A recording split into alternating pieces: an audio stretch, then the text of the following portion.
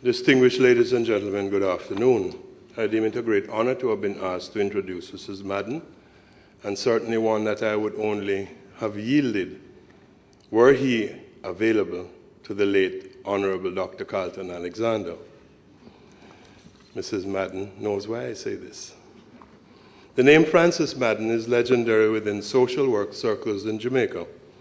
Her work in the inner city communities across Jamaica spans some 3 decades, and the lives she has impacted number in the thousands. We at Grace Kennedy consider ourselves privileged to have been able to claim Frances Madden as a long-standing member of our family and one who has been invaluable in enhancing the respect and regard with which Grace Kennedy's reputation is held. Frances Madden joined Grace Kennedy in 1982 as a project officer assisting in establishing economic projects on behalf of the Grace and Staff Community Development Foundation. She came to us after having gained her Bachelor of Science degree in social work at the University of the West Indies and having worked as a field officer in the Ministry of Local Government for 8 years. Her passion for making a difference, empathy, and understanding of the people for whom she worked, that is, the members of the community, allowed her to firmly establish that bridge of care and understanding that the Grace and staff saw as its mission within the communities that surrounded its major offices. Frances Madden not only became the face of Grace and staff, but the counselor, mother, guide, and confidant for those in our nation who are often misunderstood and disregarded. After 15 years of intensive work, Frances took a break from the everyday hurly-burly of social work, but continued to serve in a consultancy capacity, offering training to guidance counselors, parents, social workers, development officers, community leaders, and the police on working in underserved areas. Frances returned to Grace and Staff in 2003, re-energizing and refocusing its activities. Since then, she has placed much emphasis on mediation among rival gangs to reduce violence.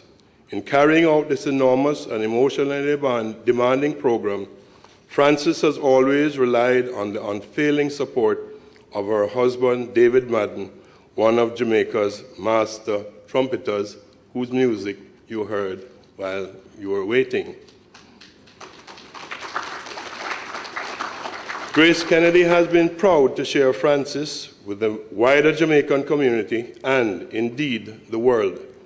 Her experience and knowledge has been sought by several international bodies, including the Department of International Development, DFID, Inter-American Development Bank, the IDB, International Training and Agriculture Development, ITAD, United Nations Development Program, UNDP, United States Agency for International Development, USAID, and the Canadian International Development Agency, CEDA. Her journey would take her to Istanbul, Turkey, on the invitation of the World Bank to be the keynote speaker at their international forum. Her presentation on the effects of violence on women's access to services was published in several languages in 27 countries over the world. Locally, her work for agencies such as the Jamaica Social Investment Fund, the Citizen Security and Justice Program, and the Social Development Commission in garnering information for infrastructural development and establishment of community-based organizations, governance structures, has allowed them to take responsibility for projects in the post-implementation period. Frances's publications include a book, Understanding Your Communities, and a presentation manual, Wholeness for Children, among many other research projects and articles. The breadth and depth of her knowledge and experience undoubtedly make her eminently suitable to present this lecture. She comes to us with even greater advantages. Above all, Frances is an outstanding raconteur, Her stories are factual, vivid, and told often with wit and humor, and always with sensitivity and understanding. Please help me to welcome our 2011 Grace Kennedy Foundation lecturer, Mrs. Frances Madden.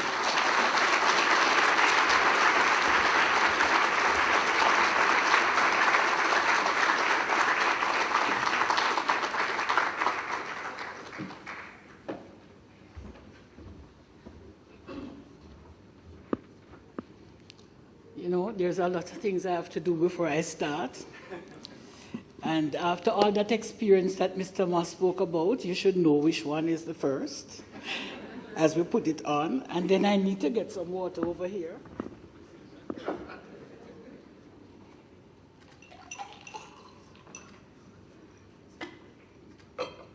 When you're going to chat enough, you have to have enough water. And so we can now, I won't begin yet, but I'll tell you a little story, since I like stories. Somebody asked me one day, where was Grace Kennedy? I said, you don't know where Grace Kennedy is located? I said, Grace Kennedy is everywhere.